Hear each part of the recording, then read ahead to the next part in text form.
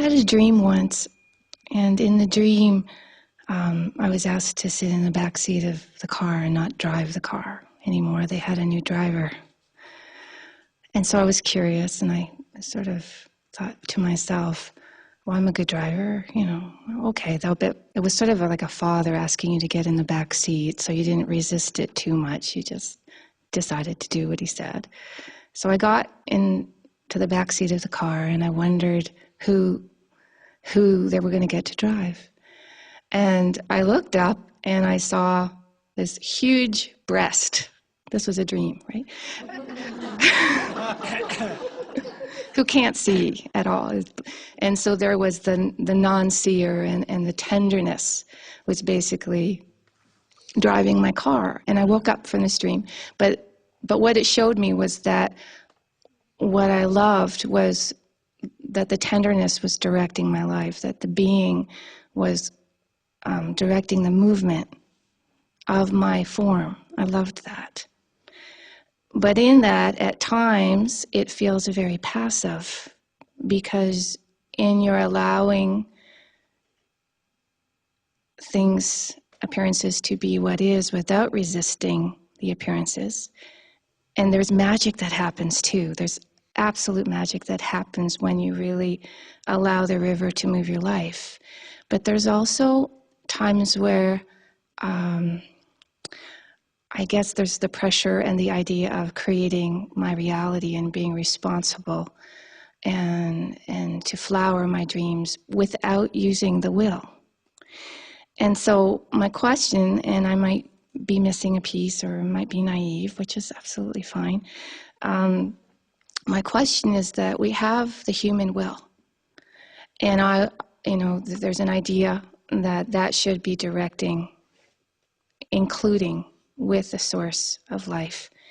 And I guess I'm looking for that balance, really, like a really living, like the breast and not seeing in front of me and loving that, but at times feeling questioning, just really honestly questioning if I am actually serving that, or if there's another piece of co-creating with that.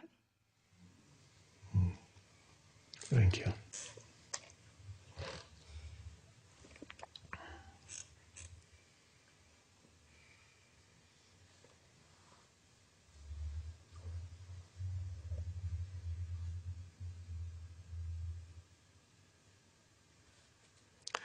It's by living aligned with the present moment, you also align your will with the universal will, which you could call the will of God, so that you don't have a separate will.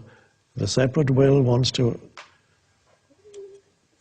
enhance or strengthen one's sense of self, or protect it, make it more secure, make it bigger, more special. The separate will is concerned with the me, the I, the ego. But there is a divine consciousness, the one consciousness, there's an evolutionary impulse. And so what we are doing here every moment is to align ourselves with that. Non-resistance is vital, because as long as you're in resistance to the present moment, you will be trapped in the little egoic will. And so the egoic will needs to subside. Let's surrender to the present moment. Surrender to what is means the egoic will of the little me that wanted something else. When you align yourself with what is internally, you don't resist it. Looks at first like a position almost of weakness, and can be misinterpreted, it often is by people, as meaning that it prevents you from taking effective action. But the acceptance of what is totally compatible with responding to whatever the present moment requires, whatever wants to be created, manifested, done at this moment, to be aligned with that, you need to first accept whatever form this moment takes. And so all you accept is not some kind of, this is how the situation is. You single out this moment only. This is why I occasionally give examples to make it, illustrations to make it clear.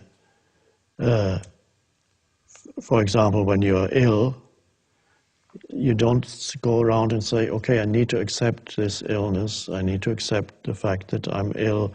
You may have a name for the illness. I have to accept that I'm suffering from this. No, because that's a whole conceptual thing. It's a story. You don't need to accept any story. All you need to accept is this moment as it is. And there's never actually an illness in this moment as it is. There's only a condition, a physical condition. There may be pain. There may be weakness, disability, discomfort. Those things may be there.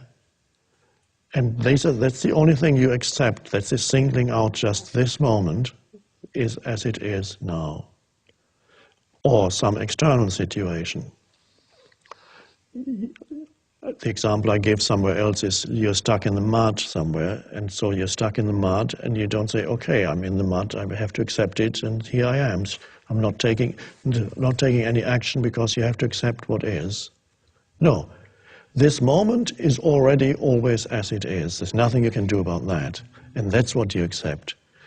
Then action that arises has a different energy to it. And the will that flows into what you do then is no longer egoic. When you have not accepted this moment, the will goes against the universe almost, which is what the ego always does. It is negative. It fights something that says it shouldn't be there. There's negativity. And so if you use negativity, then you're trapped in ego. So to have access to the more powerful will, the little will of the me that fights what is, condemns what is, complains about what is, denies what is, and so on, any ways of avoiding the present moment, the little will has to subside for the more powerful will that is not you, and not the limited form of you, to flow through you and deal with the situation. And that powerful will is very different from the willful will. It is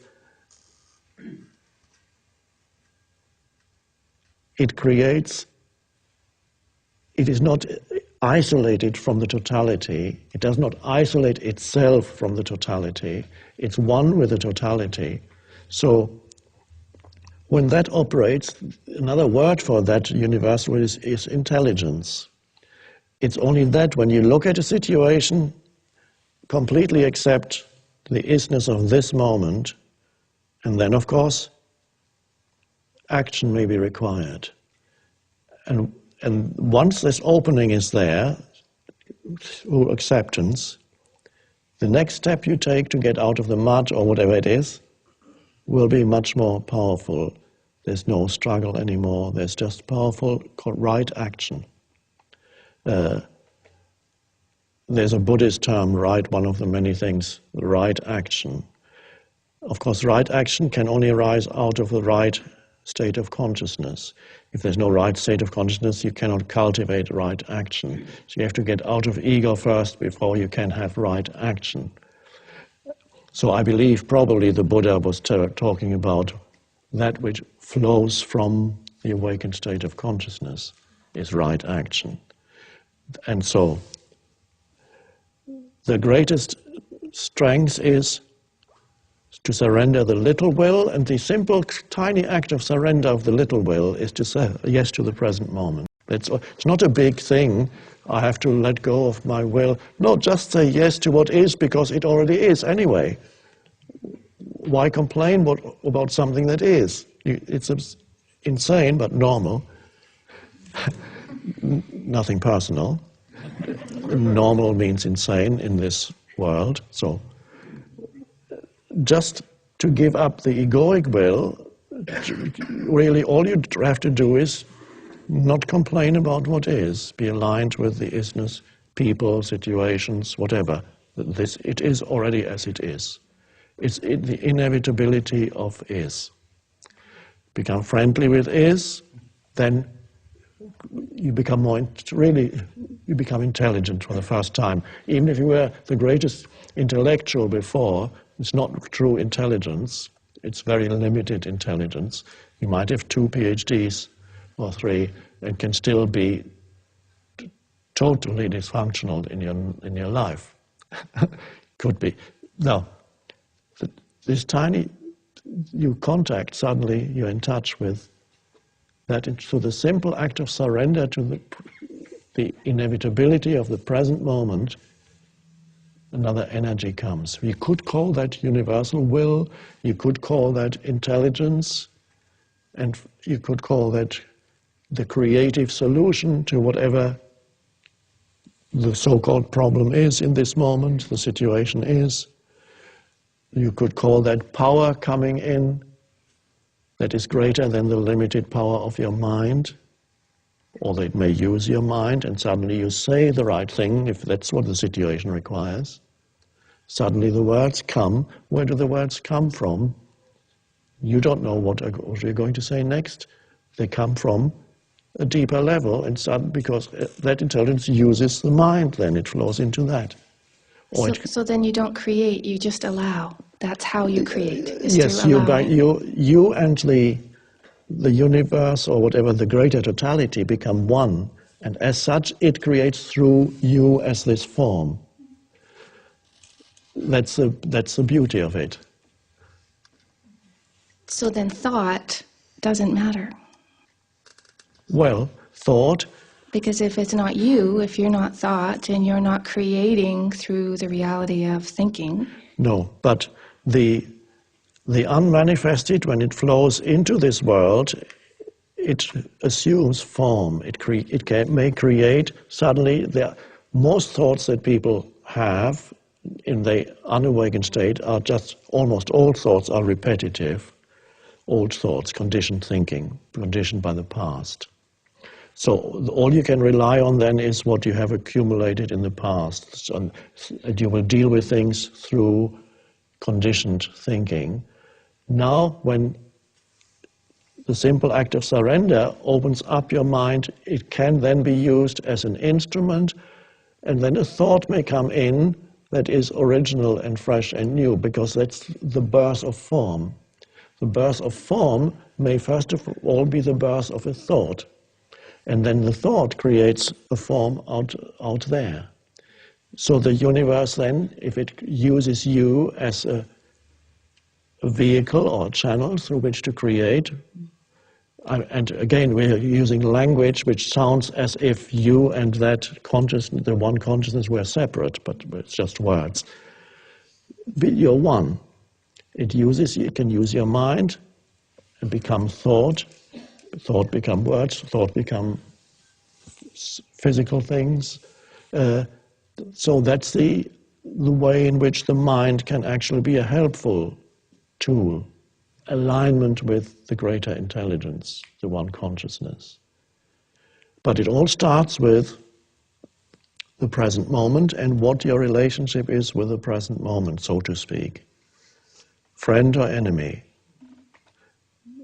Are you allowing it, or are you fighting it, resisting it? And that's also the end of ego. The ego needs the resistance. It survives through complaining, it survives through denying, wanting something else. So work with present moment as the teacher, always work with that. That's all you need, really.